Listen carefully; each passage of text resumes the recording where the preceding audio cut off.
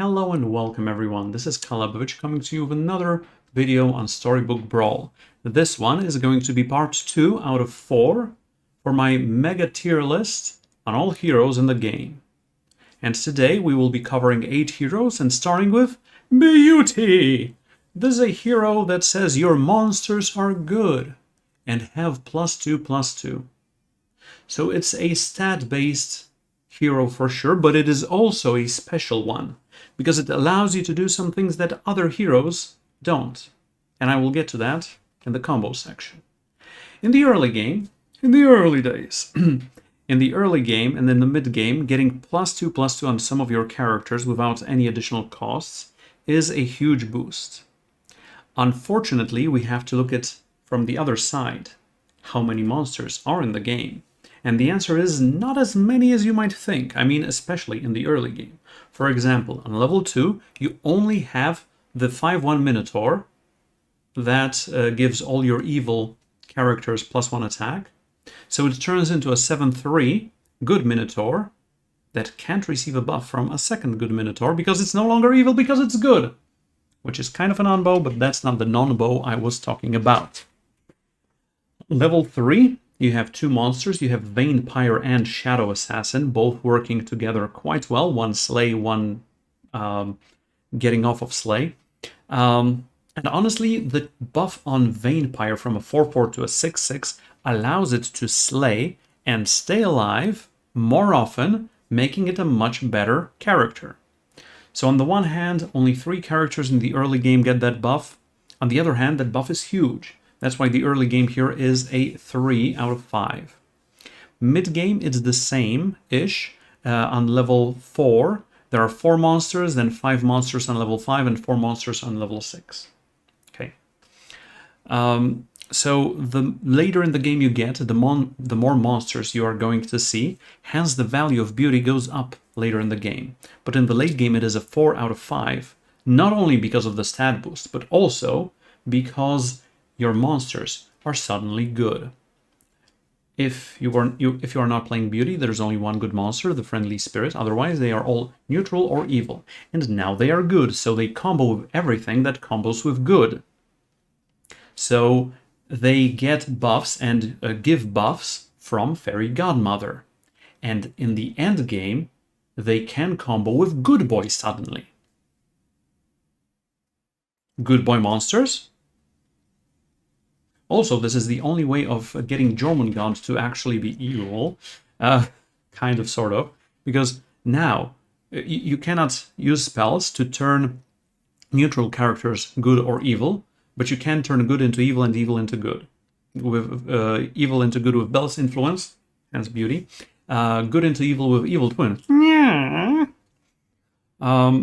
For Jormungand, though, it is a neutral monster. With Beauty, it's a good monster. Then you can put an evil twin, you can have a huge, gigantic serpent with an evil mustache, and it is suddenly evil.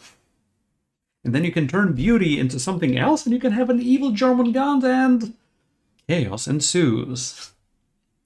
But that is a very fringe scenario. Anyway, due to the low number of monsters, especially early in the game, variance on Beauty is quite high. It is a 4 out of 5. Difficulty level of playing Beauty, find monsters, get stats, but also the fact, on top of that those monsters become good gives it an extra layer of difficulty. When you're masking into Beauty and already have any monsters available, it is quite good. Late game, it can prove useful, but it is a 3 out of 5, and 3 out of 5 means it is quite good if it goes into for a certain composition that you're going for. I would like to also mention one non-bow or anti-combo with Beauty that is Great Pumpkin King. It is a level 6 evil monster that says Last Breath, summon an evil character 1 level lower for each evil character that died already. The thing is, when you're playing Beauty, Great Pumpkin King is not evil, it's good.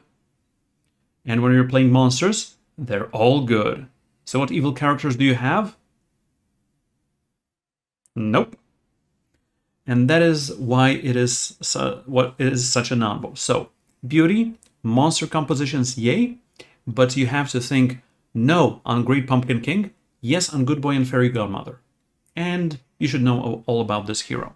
So let's move on to the next. Celestial Tiger. It is a treasure slash special type of hero. Treasure, because it is all about treasure, and special because it does something, it does kind of a thing that other don't. Double the abilities of your level 2 and 3 treasures. I mean, sure, they can double it if they have a level 5 treasure mimic, but outside of that, no, they cannot do that. Early game, if you can get those treasures, it can be a huge boost. Corrupted Heartwood can give your treants 6 attack. Crown of Atlas can give your animals +2/+2. Dark Contract will say when you buy an evil character, give it +10/+10 this round, this brawl. So if you buy an evil character each round, it is a +10/+10. If you buy 2 each round, then it's +20/+20. It's huge. Dragon's Nest, your dragons have +10/+10. Ring of Meteors suddenly deals 2 damage and triggers Darkwood Creeper twice. The most special thing that you can get out of those treasures is a locked chest. That is a level 2 treasure that says this unlocks after 3 brawls, and you get to pick a level 3 treasure. When you have Celestial Tiger, it means it unlocks twice. It gives you a level 3 treasure twice. That's not all, folks. Today we have a special offer for all of you. If the first treasure you find this way out of locked chest when you're playing Celestial Tiger is a treasure map that says the next treasure you find is 2 levels higher, then treasure map triggers for the second one, for the second treasure you get out of the locked chest, and it triggers twice because you're Celestial friggin' Tiger. So from the second locked chest, you're getting a level 3 treasure, +2 from the treasure map, +2 on top of that for copying the map because you're Celestial Tiger, and suddenly you get a level 7 treasure early in the game. How amazing is that? Also, how difficult is that? It is very difficult. It is very variance heavy. All treasure type heroes have the highest variance, in my opinion, in my estimate, from all heroes in the game. Early game, 4 out of 5, yes, because then everything gives a huge boost. Your Shepherd Sling gives +2/+2 to everything. Your Ancient Sarcophagus deals 3 damage twice. Your Deepstone Mine gives +4/+4 to all your dwarves. Merlin's Hat means your spells cost you 4 less, so you can go for those XP spells for sometimes literally no cost, etc., etc. There's also the insane combo of Celestial Tiger and Wild Growth. When you lock a treant in your shop, permanently double its health next round. And with Celestial Tiger, you double it again. So a 0.15 Brock Lee is turned into a 0.30 and automatically into a 0.60. And when you cook it again, it turns into a 240, 960. And then you're getting 4K resolution on your Celestial Tiger and trees. That is why mid-game, Wild Growth and Ancient Sarcophagus are usually 2 of the highest impact treasures that you can get. Late game, you should be more relying on higher level treasures and higher level characters, so Celestial Tiger kind of falls off, unless you're going for those treants. On the other hand, variance is very high because not only do you have to get those characters, you have to get those treasures, and thus the difficulty is quite high. If you mask into it early on, well, if you already have a treasure, fine. If you're close to getting a treasure, amazing. Other than that, not so much. On level 6, dreaming into it only has value if you have some really good level 2 or level 3 treasures still with you. So yeah, I've already listed the combos. Let's go to the next one. Charon, or as I like to call her Karen from accounting. Give your first character that dies this brawl +2/+1 permanently. So it is a stat type hero that triggers almost always. it sometimes doesn't trigger if you buy Sherwood Sure Shot on your first round and you win that combat.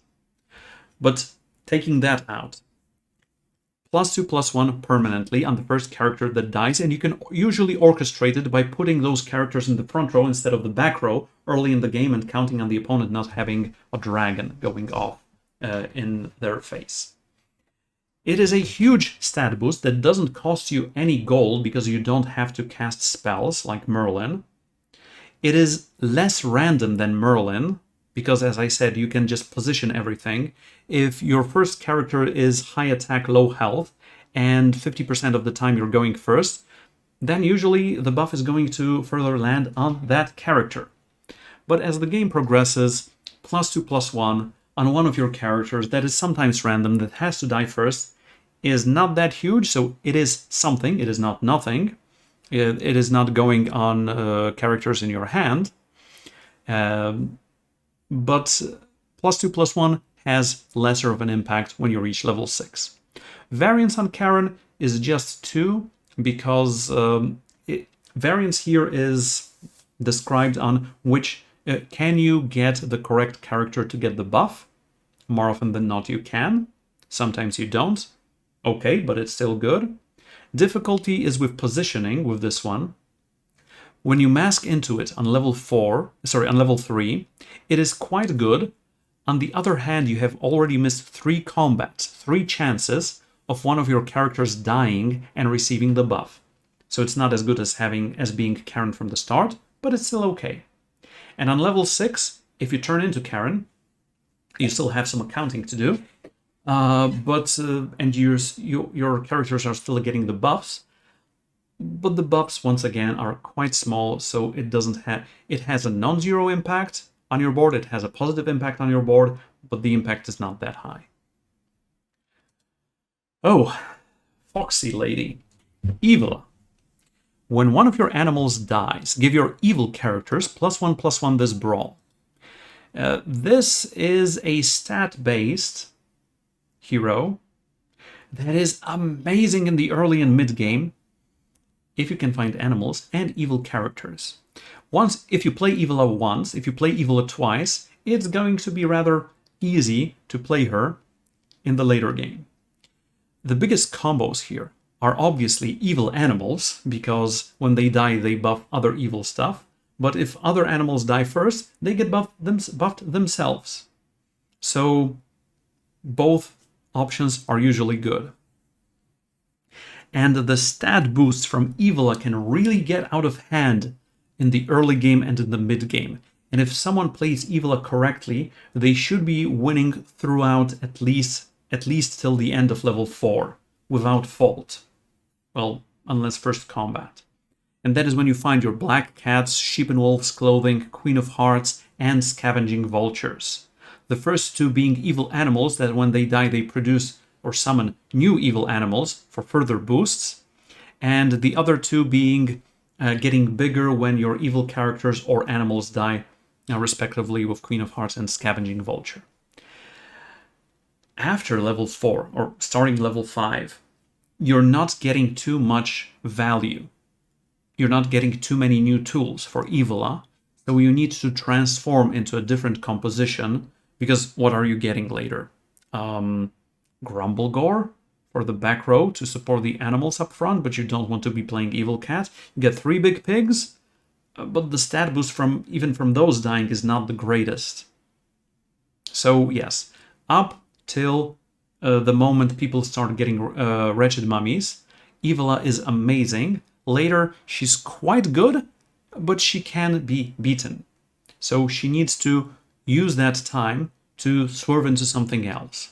Variance on her is a 2, because there are a lot of animals, like 20 out of 90 characters in the game are animals. Evil is a 3rd, so you can find those pieces of the puzzle. Maybe you won't find the 4 that I have mentioned, the best 4, but still you should be quite good even if you just get bad Billy Gruff in your first shop. Difficulty here is medium, it is 3 out of 5, mainly because you need to find the moment when you need to shed the animals dying, evil characters laughing composition into something that can really get you to get the next crown for you. When you mask into Evella early on, it's going to still be amazing. You still have several rounds to go full evil on, but on level 6 it has fallen off already and the stat boosts are not that high. That's enough about Evella. Let's get to Grandmother. Now Grandmother is actually 2 heroes in one. You start with 50 health. This is the only hero that starts with a higher number of health. When you reach level 6, become the Big Bad Wolf. That is the second hero that you can see the arm of right here, which says your characters have +3/+3. So this is kind of a stat-based heroes. And it is a very strange one from the numbers. The Grandmother herself is not doing anything. The Big Bad Wolf is doing everything. So early on, you only have 10 more health, which means you are more likely to last till level 6. But it doesn't have any impact on your board, on what you're doing throughout levels 2, 3, 4, or 5, so through early and mid game. Once you reach level 6, your board grows, you have half a monkey's paw already, so that is a huge boost. There's no variance to it, there's no difficulty to it, there's also no sense masking into it. But you have to remember that when you turn into Grandmother or Big Bad Wolf, you gain 10 health. So the starting total of 50 means if you turn into this, you gain 10 health. If you then later turn into something else, you don't lose that health. You have already gained it.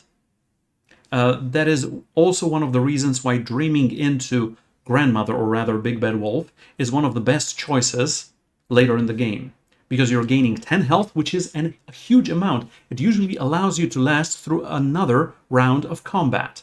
But also, on top of that, you're giving +3/+3 to your whole board, so that is +21/21, unless you're playing summons, which gives you even more stats. Amazing, right? Right, but only later in the game. Earlier, does nothing, and that is why it is not a hero you want to pick early on, but it is definitely a hero you want to turn into. Next, we have Gwen. Gwen is a very special hero, so I should say very special over here, probably. You start with Knighthood, which means 1 slot in your hand out of 4 is used by a spell that costs 0 that you can use as if you bought a spell in the round that says permanently upgrade a character. You're not getting the treasure from the upgrade, remember that. But you are permanently upgrading one of your characters. You have to remember you cannot purchase a spell from the shop on that round. If you have already purchased one, you cannot cast Knighthood. If you cast Knighthood, you cannot purchase the spell, unless you have Crystal Ball, but that's something else. This is a characteristic none other hero has, being able to Knighthood something, to upgrade something in round 1. So is there something you would like to Knighthood in round 1? And the answer is yes. Now, there are 2 characters I'm really happy to level as soon as if I get them in the first shop. There is a conditional one in level 3. There are a couple of ones in level 4, level 5, and any level 6. So the value of Gwen goes higher and higher and higher the later in the game you are. You can use the Knighthood as a source of advantage, either on the board, and that is what you're usually using when you're doing it early, to stay alive, or to grow your board if you're doing it mid-game, or if you go on full greed Gwen, later in the game you can Knighthood the first 6 that you get and feel awesome about it. But remember, do not cast spells first.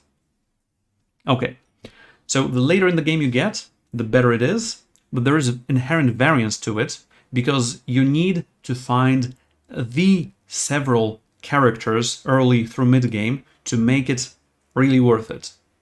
And it is sometimes difficult to do that, to know when to go for which, and to know when to hold them. When to use them and when to hold them. That's another game reference. Masking into Gwen or dreaming into Gwen is amazing because it gives you knighthood as a spell in your hand, but you have to remember when you're masking into or dreaming into something, always have one free spot on the bench, because if you dream into Gwen and your bench is full, you are not getting the knighthood. I know, I've been there, I tested it. You're not getting anything and you have a hero with no other abilities. Once you are Gwen, getting out of Gwen's skin as soon as possible is also amazing because outside from getting that one spell, she doesn't do anything else. So, thank you. Because usually knighthood costs 12, and for her, it is free, and you can do it round 1. So, what do you want to cast knighthood on? In my opinion, and in other streamers' opinion, if you get a wizard's familiar or a happy little tree in your first shop, knighting it is a very good choice. I mean, if I found wizard's familiar in my second store on turn 2, I would also knight it, but later probably not. From level 3, if you have a good setup, knighting an adventurer is really good because it allows you to skip when it comes to experience point gain, because an upgraded adventurer, when it slays, gives you 2 experience points. So if you have a mim, upgraded mim, a sting, or anything that can give your adventure a huge boost, then it's amazing. If you are able to do it once, you gain 2 XP there and 1 XP from just getting into the next round. And then if you can find a Grim Soul, it is you are 2 combats away from being level 6. I know, right? Anyway, in the mid-game, going for Fairy Godmother, going for Arthur if you are already into Royals, if you are one of the first to reach level 5, going for Wretched Mummy, or, honestly, almost any level 6 character. Hey, just test them out yourself. So, next hero is going to be the Chaos. The personification of Chaos. Loki. Cast a random spell each round instead of being able to buy spells. You do not cast all the spells in the game. Your choice of spells is only the spells that are not directly targeting your units, so you cannot cast any buffs on your units, like Merlin's Test, Sugar and Spice, Luna's Grace, Knighthood, nothing like that. And you cannot cast the scroll that casts you another random spell. You cannot do that. But all the other ones are fair game, so it's like 2/3 of the spells in the game. 19, I think it's like 33 out of 52.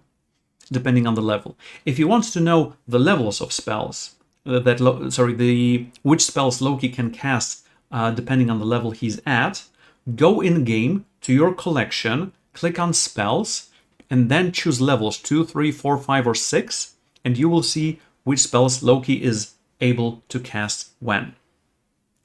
But Loki, in my opinion at least, is not a spell-based hero. He's an economy-based hero, because usually casting spells costs you money, costs you gold. He does it for free. Sure, it's random.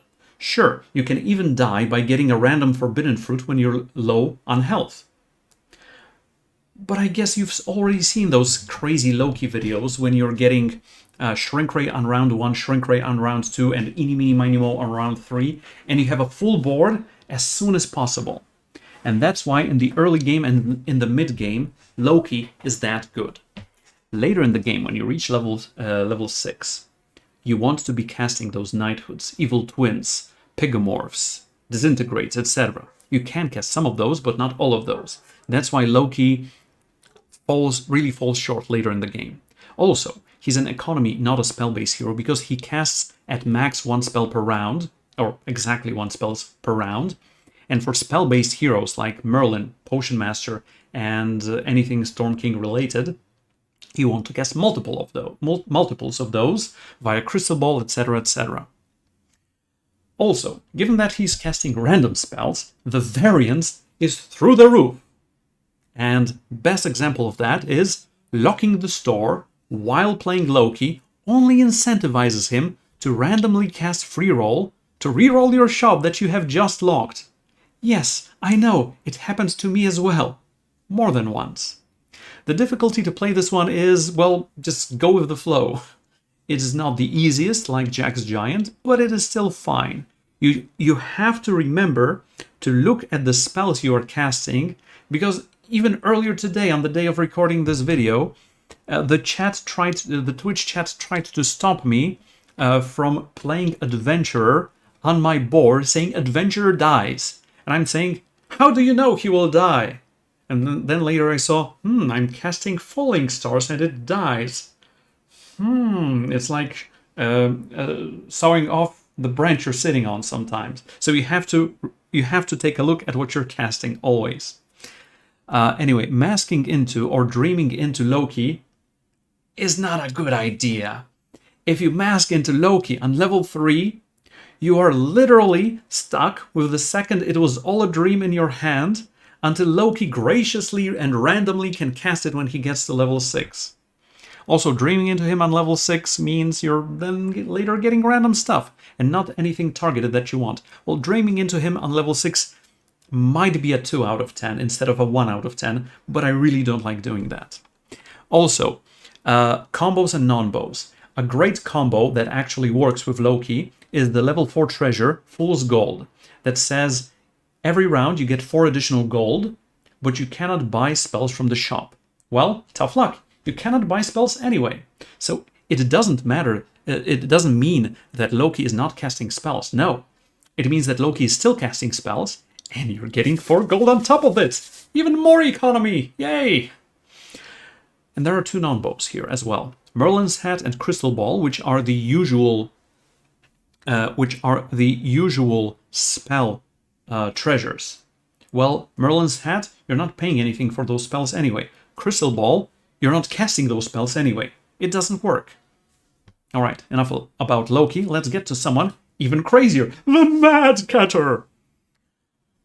When you roll, add attack and health equal to your level to a random character in your shop. So, if you roll straight out of the gate, one of your characters is getting +2/+2 at the low cost of 1 gold for reroll. This is really huge on the stats. So early mid-game, the stat boost from Mad Catter is amazing. Later in the game, you're still getting +6/+6, but it is on a random character in a bigger shop, and that is why variance here is so high. Not only do you need to roll something good in your store, but you also need to roll the stat boost onto it. Why are all these mad heroes with such a high variance? I don't know. Anyway, the difficulty of this one lies with being able to know if you're going for this with stats or do you want to roll again. And that's pretty much it. Also, rolling for a boost on stats on a character is sometimes better than just buying 2 plainclothes ones. Masking into this one early on is good because you're still getting those stats. Later in the game, the stat boost of +6/+6 is fine, but it goes on a random character, so unless you're rolling a Tainted Grail turn, it can have a lesser effect than you would like it to, but sometimes it lands exactly on that good boy, giving it +6/+6, and you feel great. Best combo with Mad Catter, going for some economy as well, banking chickens from time to time when you can, going for greedies and priced pig and kitty cuppers, but also getting free roll on round 1. Huh? How's them apples? Alright guys, this is going to be it for this video, but don't worry, there are 2 more coming quite soon. And remember, if you are enjoying the content that I'm providing you with, remember to click on that subscribe. And for now, this is going to be it. Calebovitsch out. See you in the next one.